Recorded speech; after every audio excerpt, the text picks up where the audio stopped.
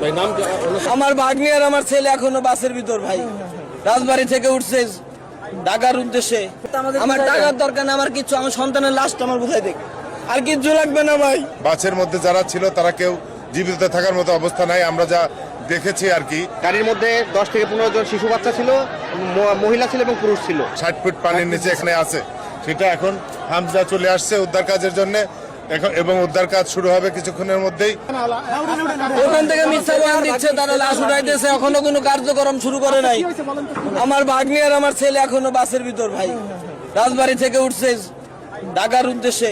বউ উঠছে, আমার মেয়ে ছোট বাচ্চা 2 বছর, আর আমার বোন উঠছে। আমার ছেলে 7.5 বছর বয়স, আমার ভাগ্নির 11 বছর বয়স। এরা এখনো পাই নেই, এরা 2-3 ঘন্টা আগে আছে স্যার, এখনো কোনো কাজই করতেছেন এরা। তো এটা কি কোনো কাজ হলো? আমার কথা, আমার সন্তান তো আর নাই, আমার দাবার বুঝাই দেখ। আমার টাকার দরকার না, আমার কিছু, আমার সন্তানের লাশটা আমার বুঝাই দেখ, আর কিচ্ছু লাগবে না ভাই। আমার সন্তানটা ভাই নাম নগদ নিয়ে এলো হার না মানা হার অফার। সর্বনিম্ন 10,000 টাকা রেমিটেন্স নগদে পাঠালে থাকছে স্বর্ণের হার জেতার সুযোগ। আমার নাম শরীফ ভাই। এখানে দেখছেন যে স্বজনেরা কিন্তু স্বজনরা এখানে এসছেন, তারা কান্নায় ভেঙে পড়ছেন। তারা চাচ্ছেন যে দ্রুত সময়ের মধ্যেই উদ্ধার অভিযান যেন শুরু করা যায়। তারা সেটি কিন্তু তারা চাচ্ছেন যে দ্রুত সময়ের মধ্যেই উদ্ধার অভিযান যেন শুরু হয়, সেটির ব্যাপারে তারা বলছেন। এখানে আমি দেখতে পাচ্ছি যে বিভিন্ন জেলা প্রশাসনের কর্মকর্তারা এখানে এসছেন।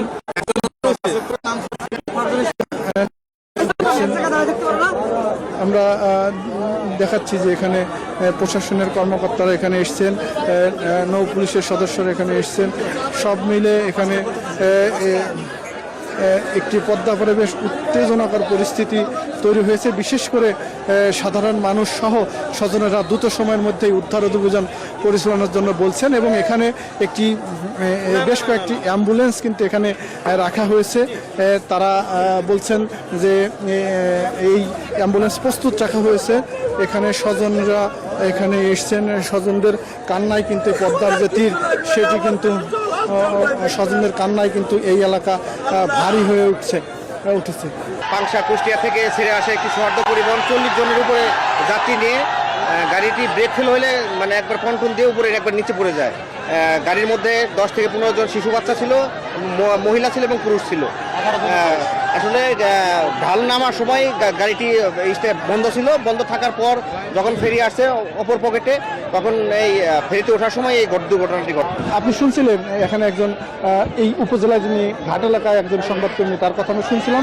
এখানে কিন্তু সাধারণ মানুষের মধ্যে যে উত্তেজনা, সেটি কিন্তু বিরাজ করছে। বিশেষ করে এই স্বজনেরা যারা এই পদ্মাপাড়ে এসছেন, তারা কিন্তু ক্ষোভ প্রকাশ করছেন যে এখন পর্যন্ত কেন এই উদ্ধার অভিযান শুরু করতে পারেনি। সৌহার্দ্য পরিবহন গাড়িটা কুষ্টিয়া থেকে খুব সম্ভব সে রেখে এসে এই গলন্দ দৌলতদিয়া 3 নম্বর ফেরিঘাটে ওঠার সময় এইটা গাড়িটা এখানে নিয়ন্ত্রণ হারিয়ে সরাসরি পানিতে পড়ে গেছে, এবং এখান থেকে এখানকার যারা উদ্ধারকারী কর্তৃপক্ষ তারা ওইটা তার স্থান যেখানে এটা ধরেছে এবং 60 ফুট পানির নিচে এখানে আছে, সেটা এখন হামজা চলে আসছে উদ্ধার কাজের জন্য এবং উদ্ধার কাজ শুরু হবে কিছুক্ষণের মধ্যেই।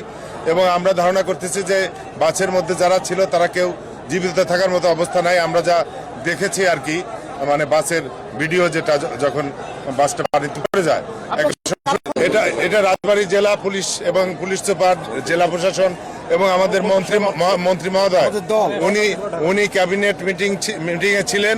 ওই অবস্থায় তাকে জানানো হয় এবং তিনি ক্যাবিনেট মিটিং থেকে উঠে প্রধানমন্ত্রীর সাথে কথা বলে তিনি অলরেডি রওনা দিয়েছেন, বিষয়টা অবগত করিয়েছেন উনি ক্যাবিনেট মিটিং এ থাকা অবস্থায়, এবং তারপরে তিনি রওনা দিয়েছেন এখানের উদ্দেশ্যে। আমাদের মেইন কাজটা এখন উদ্ধার কাজ, এবং সেনাবাহিনী, পুলিশ, র্যাব, এখানকার জেলা প্রশাসন, পুলিশ প্রশাসন সকলেই আছেন।